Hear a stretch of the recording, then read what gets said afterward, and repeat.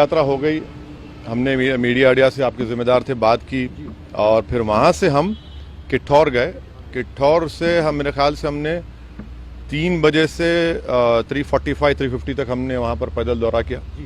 फिर हमारे नुमान रोफिल साहब के घर में हम गए, वहाँ पर थोड़ा बहुत लंच का चाय का इंतज़ाम था, करके नमाज पढ़े और वहाँ दिल्ली आने के लिए जब हम इस पिलखुवा के पास जो टोल गेट है वहाँ पर हम पहुँचे, हमारे साथ 4 गाड़ियाँ थी।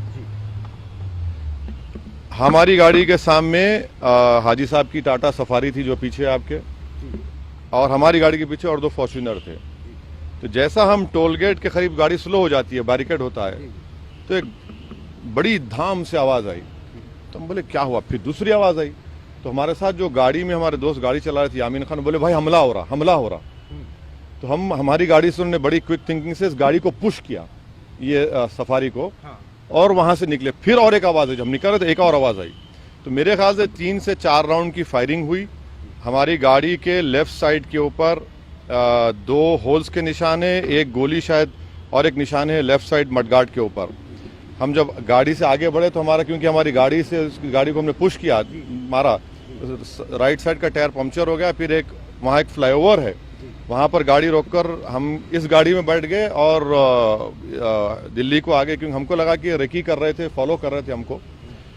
हमारे जब ये हमला हो रहा था, हमारे पीछे जो फॉर्च्यूनर थी जिसमें हमारे एक्स मेयर माजिद थे, उसके ड्राइवर ने एक शूटर पर गाड़ी चलाई, चढ़ा दी एक पर। जो रेड हुडी पहना था, 2 लोग थे, रेड हुडी पहना था, एक व्हाइट जैकेट।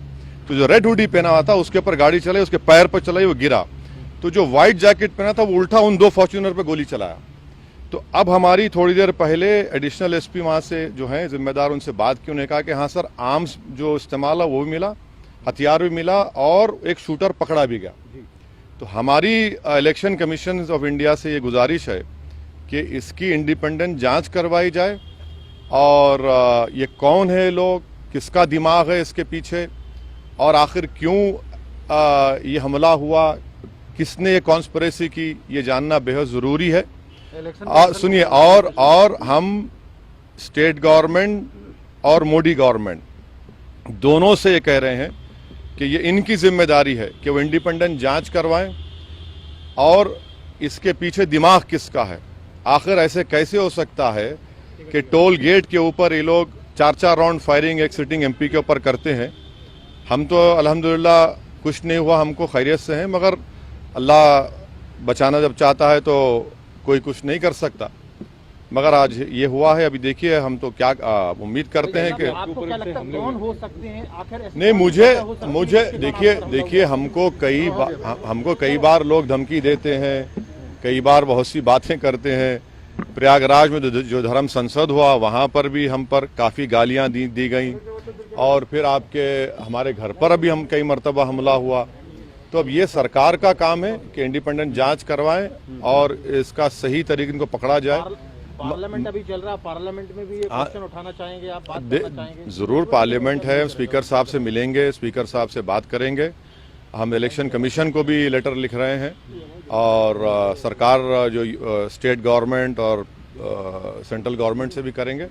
मगर अल्हम्दुलिल्लाह अल्लाह करम है, खैरियत से। ये ना सिर्फ कंडेमनेबल है, बल्कि तो सबको सोचना पड़ेगा कि आखिर ये कौन लोग हैं जो इतनी हिम्मत करके गोली भी चला रहे हैं और ये सब हरकतें कर रहे हैं। सर, इलेक्शन से ठीक पहले ये सब क्या दर्शाता है? हाँ, इलेक्शन से ठीक अब नहीं मालूम मुझे।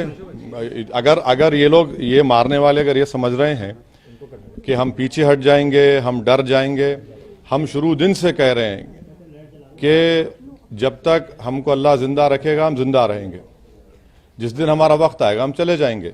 मगर इस तरह के बुज़दिली की हरकतों से, इस तरह से गोली चलाने से हमारे ना हौसले और हिम्मत में कमी आएगी, बल्कि इंशाल्लाह और हौसले हिम्मत बढ़ेगी। और हमारा मानना है कि जब अल्लाह बचाना चाहता है, मगर ये कौन ताकतें हैं और कैसे उत्तर प्रदेश में ये इस तरह की हरकत हो रही है, ये तो जनता को भी देखना है।